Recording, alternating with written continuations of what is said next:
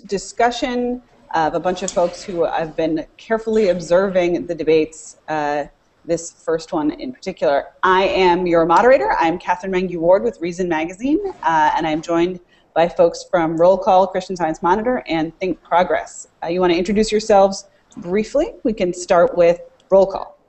Hi, I'm David Hawkins. I'm the editor of the CQ Roll Call Daily Briefing in Washington. Christian Science Monitor. Hi, I'm Liz Marlantis. I'm a political reporter for the Christian Science Monitor, and I blog at the Monitor's political blog, DC Decoder. And Think Progress. Hey, I'm Ian Milheiser, and I edit Think Progress Justice. So, what did you guys think? Ian, give us your rundown. Well, I think the big news, to the extent there was any news broken today, was the fact that Romney repudiated his tax plan.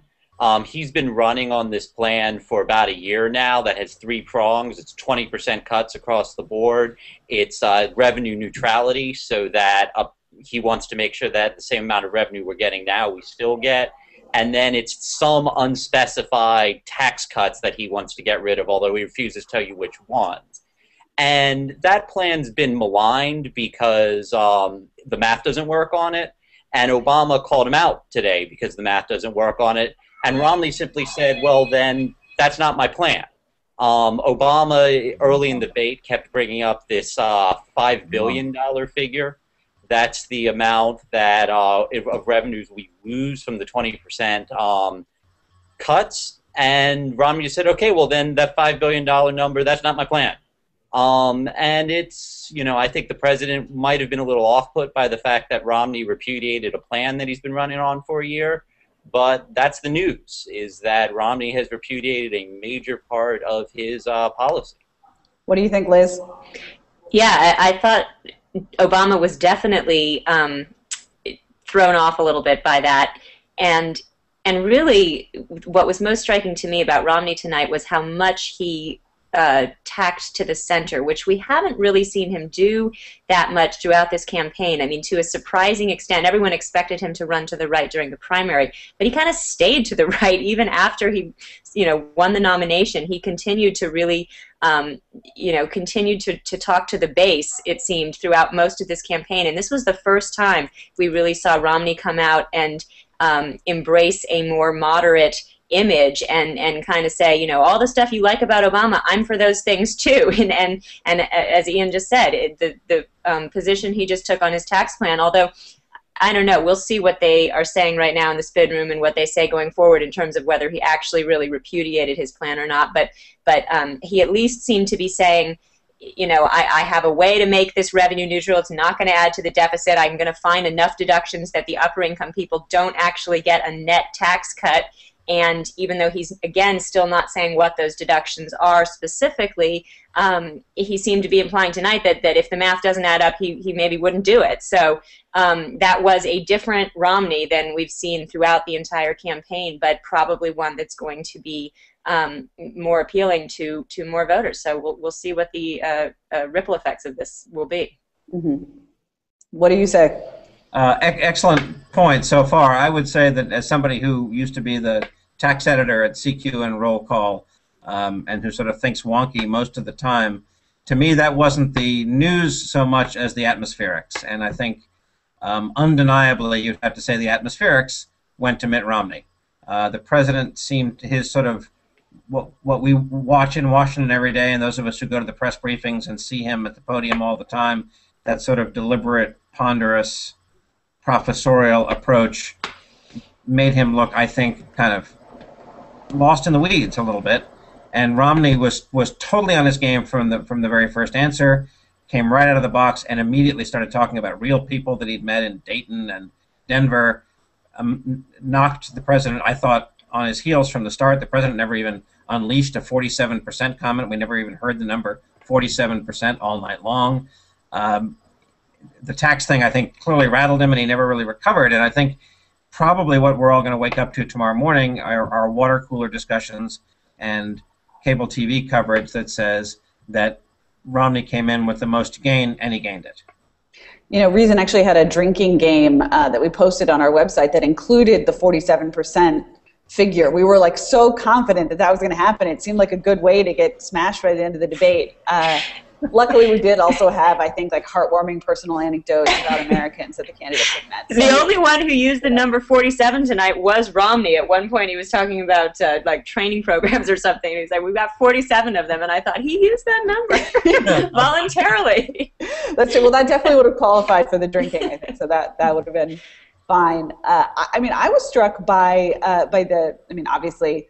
The sort of punditry on this will also be that Lehrer, as moderator, was kind of a mess and couldn't keep a hold of the candidates. But I was struck by his sort of ongoing theme or his desire to make the candidates explain the ways in which they're different. There's a moderator in that debate? I know, right? You didn't even really see him. Who knows what that guy was up to? Somebody on Twitter said they thought he was watching an episode of Homeland on his iPad at one point. So maybe, I don't know, he just didn't want to miss his stories, as my grandma says. But this idea that somehow the candidates needed prodding to differentiate themselves, that they needed this sort of extra push to say, I'm different than that guy, you should vote for me because of our differences, struck me as kind of weird. And, obviously, as a writer here at Reason, I'm tempted always into the kind of pox on both their houses approach, and sort of this idea that there isn't that much daylight between the two candidates. Did anybody have kind of thoughts about whether they did successfully differentiate themselves? I mean, there was a lot of, no, my opponent has taken me to be making a stronger statement than I am. Romney kept saying, I actually don't want to cut taxes, and I actually don't want to. It was sort of the kinds of things you would expect a Republican to say. He was backing off of them. Did anybody else kind of... Yeah, I'm with you. I thought that the paradox was that it seemed almost pedantic at the start that Lehrer was saying, so the two of you disagree on the role of government, you two disagree on how to get to the deficit. This is stuff that anybody who's been paying really any attention at all for the past year, they know the basic answers. But as you suggested right at the start, Catherine, one of the stories of the night was how, for whatever reason, that discussion prompted Romney to move toward the center and to point out ways in which he and the president agreed on some things, and actually Obama a few times said the same thing. So it sort of muddied the waters. I'm not sure if ultimately what these debates are all about are trying to get those 5 or 6% of the people who still haven't made up their mind off the dime.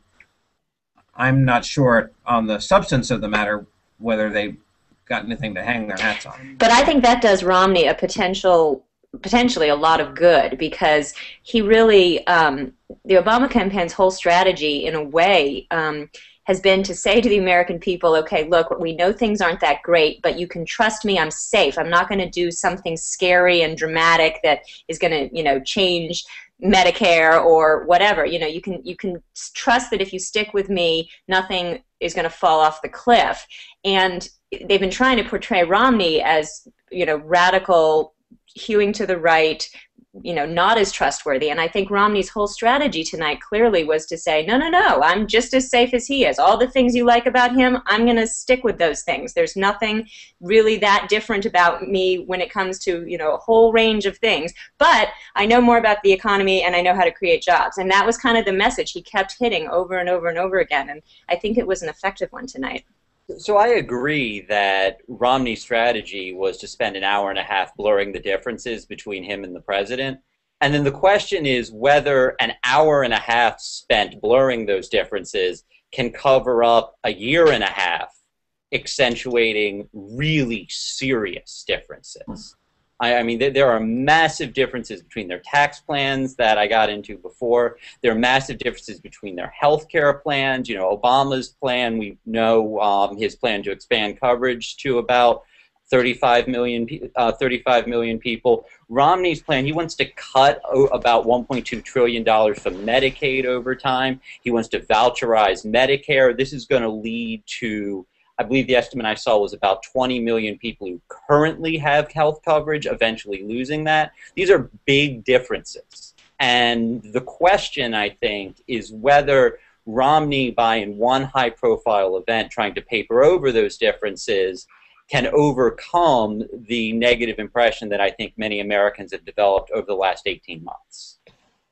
And particularly, there's going to be, I think, the immediate spin coming out of this debate is probably going to be that Romney won. His energy level was higher than Obama's, definitely, and that's something that people respond to.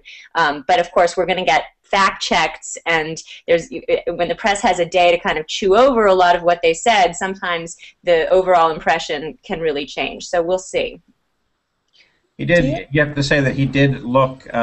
If one of his goals, Mitt Romney's, was to look to be the president's equal, or at least comparable, pull that one off, I thought, pretty well. I think it's pretty amazing when you see those close shots of the two of them with the same background, no presidential seal on one podium.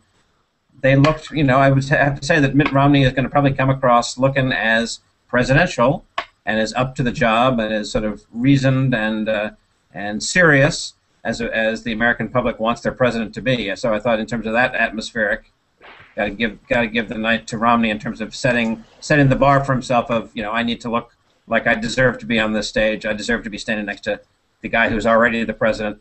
Pull that off. Which suggests that we're actually operating with a kind of like hilariously low bar, right? Hey, look, both of the guys on the stage at the end of the nomination process for president look like they could plausibly be president. Like, hooray, we've done it. But I actually, I do think we'll obviously be having a spate of fact checks afterward.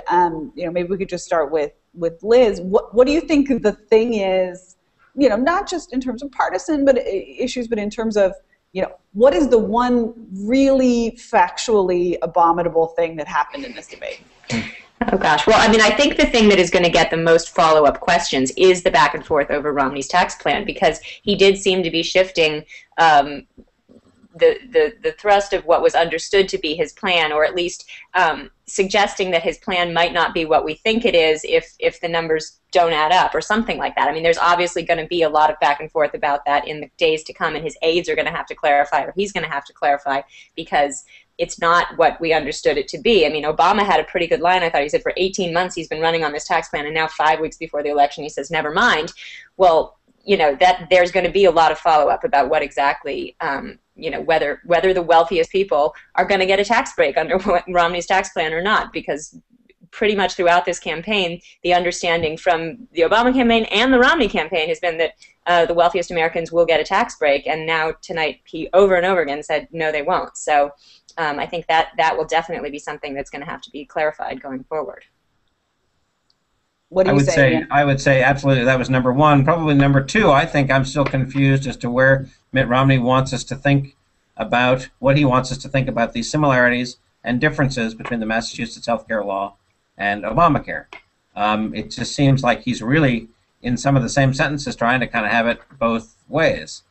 He didn't quite do what he did a week ago when he said in an interview on, I think it was NBC, he was asked for some sign of his compassion as a governor or as a politician, and he cited the Massachusetts healthcare law. Then, as soon as the cameras were off on that interview, he came out and told a rally that Obamacare was the devil's work, and he'd repeal it. Tonight, he seemed to sort of conflate those two things, even in some of the same sentences.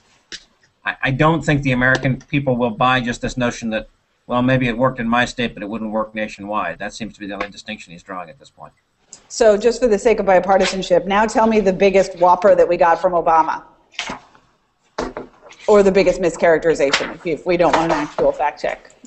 What do you think, like, aside from the Romney fudge, what was Obama saying that people are raising eyebrows about, or should be raising eyebrows about right now?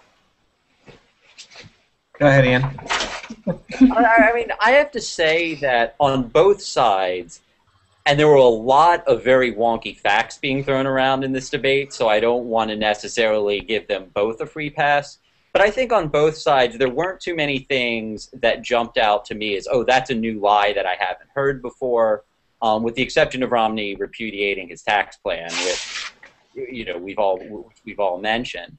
I think that I agree with David that there was a lot of attempts to draw distinctions that don't make a lot of sense. Romney's been running on this line for a while where Obamacare is awesome if a state legislature passes it, but it's terrible if the federal government passes it. And there's maybe 3 people in the country who actually care about federalism, and all of them are law professors. The rest of us care about results. And so I don't think that line's going to work. But I mean, and other people tell me if you could think of something, but I can't think of a particular whopper from Obama that really stands out to me.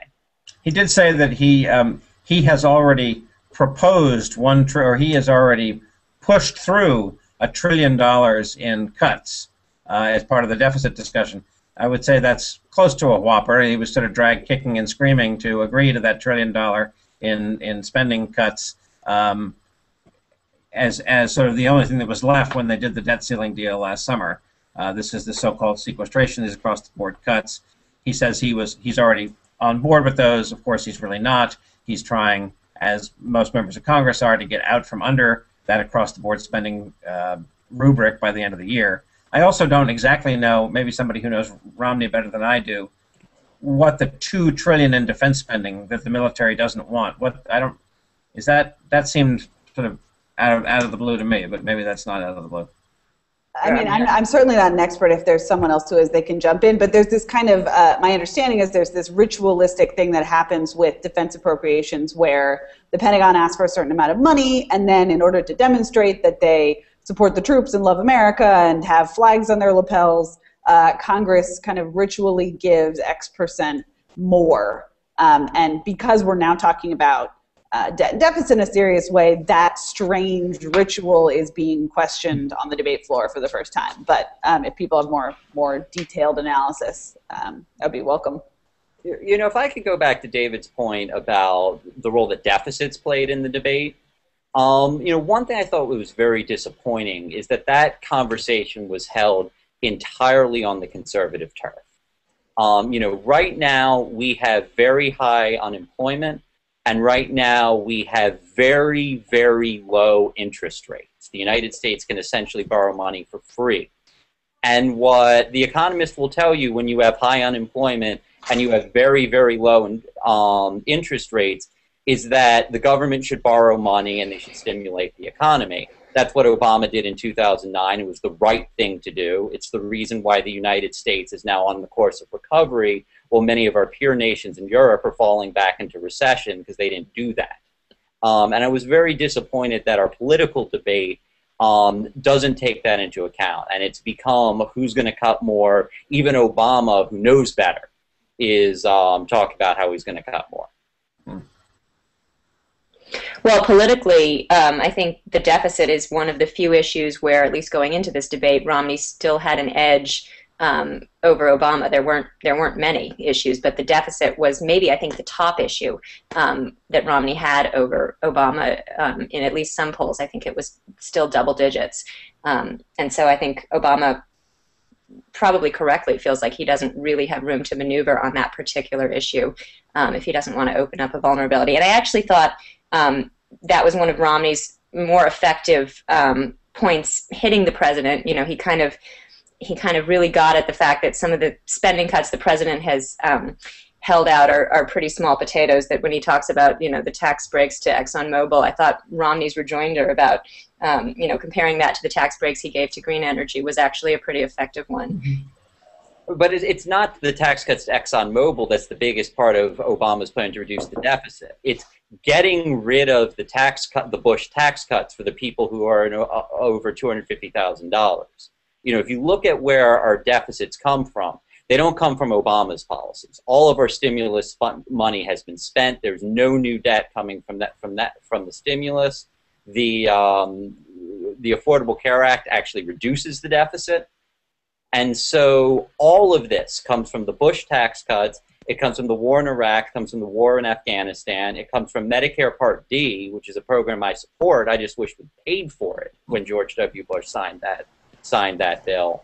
That's where our deficits come from. Okay, but not to get all like horse racy or kind of like aesthetics on you, Ian, but like, isn't one thing that people are going to say about this debate that Obama weirdly didn't act like he had 4 years to fix some of this stuff already? I mean, certainly he inherited a bunch of messes, debt and deficit situation first among them. But, you know, the idea that somehow at this point it's not Obama's fault that all these things are going wrong seems like a weird stance to take. I mean, even just rhetorically, you know, setting aside the policy issue.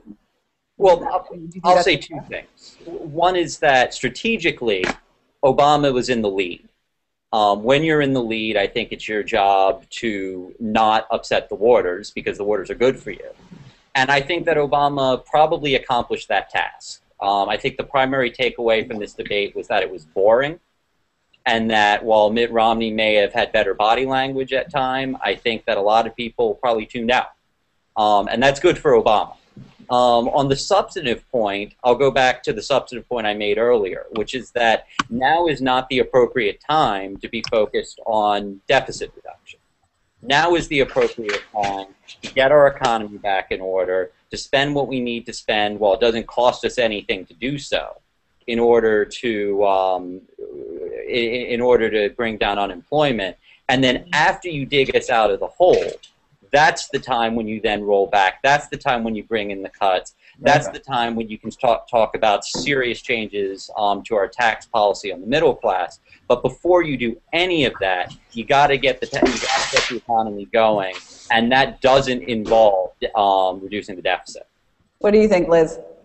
No, I sort of agree with you, though, that's been a problem for Obama throughout this campaign, that although to some extent it's worked. I mean, polls still show that voters blame George W. Bush more than they blame Obama for the mess we're in. And so I understand why Obama wants to keep pounding that particular point, because that's part of what's saving him politically. But you know, right at the beginning of the debate, he kind of teed it up for Romney, because he had that, you know, explanation where he was talking about all these things that he inherited and how bad things were when he came into office. But then it gave Romney the opportunity to say, but then look what's happened over the last 4 years. And that is, you know, the obvious point. So I think to that extent, that also was a better moment for Romney tonight. Yeah, it's a tough sale. He's been having a tough sale with this all year. I mean, the whole notion that, you know, I came into office essentially saying if I don't fix, I mean, right, he himself said, more or less, if I don't fix it in 4 years, I ought to be a one-term president. Now he's kind of asking for a do-over. It's a tough sale to make. He's been making it so far, but he didn't kind of knock that one out of the park tonight. He didn't. I thought I was trying to listen for his best 2-minute version of why Obamacare is a winner. Didn't get it. Why more jobs haven't been created. Didn't get it. I didn't think he was quick on his feet. He could have had a great comeback to Romney somewhere on the Big Bird. It's the first time we've mentioned Big Bird in a half an hour. That's going to be you know, the proper noun at every water cooler. I mean, that's the kind of budget cut that Romney tees up. That the amount spent on public broadcasting is, you know, about as much as was spent to light that room tonight. I mean, it's a tiny, tiny amount of money. Yeah, I always wonder he's not closing the sale here. With the public broadcasting thing, you know, I always wonder how cynical that is when Republicans bust that out. The same with foreign aid, right? That you know, some of their core voters think that those two things are a much bigger part of the budget than they are, and so by saying I'm going to cut public broadcasting, are they just sort of cynically saying like, hey, I'm a conservative, you should vote for me? I always wonder what's going on there. But I also think, you know, that happens in more serious issues too. I was struck during the education debate about how many times Race to the Top was said. And I actually think Race to the Top is a good program. I'm happy that both candidates seem to more or less think that it is good.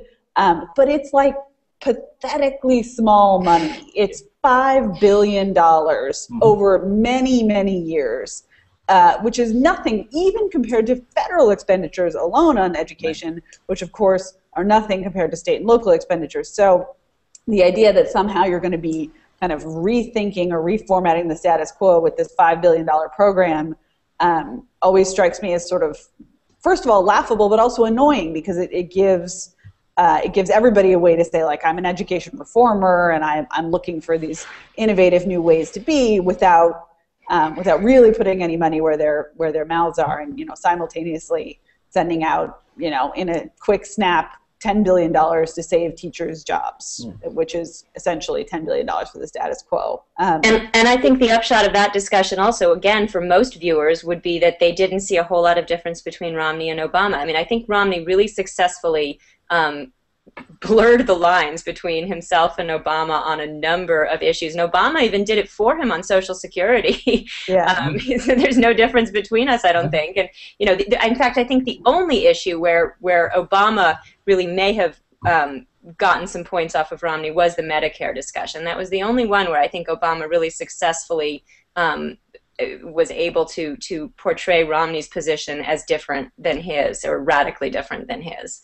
Although, as someone who's actually in like a kind of fundamental state of panic about entitlements, and I suspect we would see different points of you know how serious that panic is, even among the panelists here. But I actually found it interesting that both candidates were saying, you know, maybe not for people who are currently retired, maybe not for people who are about to retire, but there are going to be substantial changes to these programs. And, you know, certainly they were saying we're going to preserve them, we're going to strengthen them.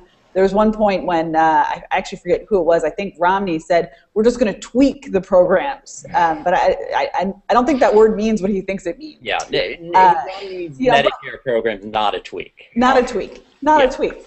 But I do think that it was interesting to see both of the candidates actually kind of saying there are going to be major changes to these programs, and sort of to contrast that with the discussion of education, where they were basically saying, we're just going to pretend to make major changes to these programs.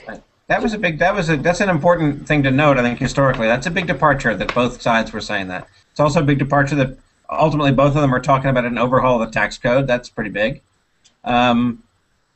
So maybe the bottom line here is, it doesn't matter who we vote for. It's okay. Well, let me step in now, since we're talking about Medicare.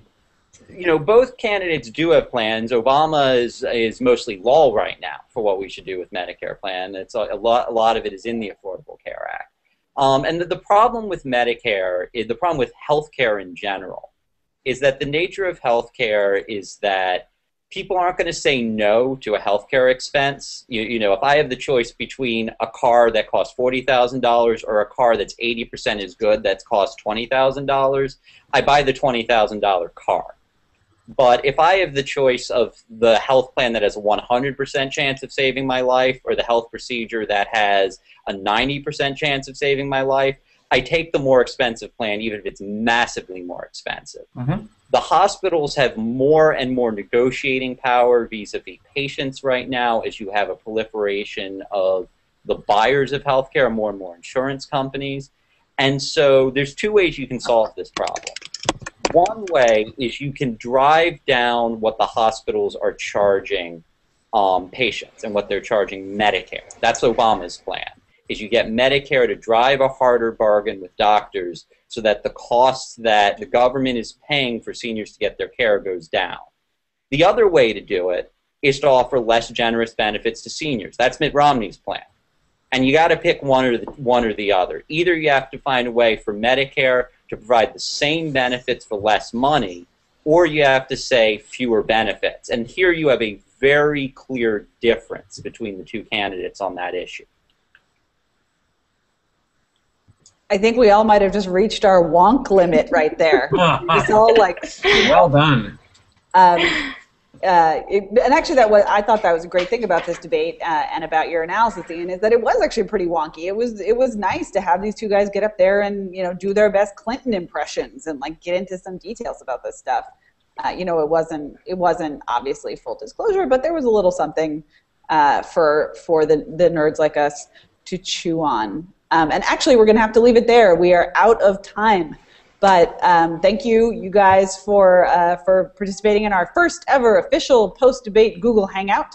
And thanks to Google for putting this together. We will be back, all four of us, or maybe other representatives from our publications after the next debate to holler at each other a little more. Thanks, guys. Thank you, Catherine. Thank you. Bye. Good night.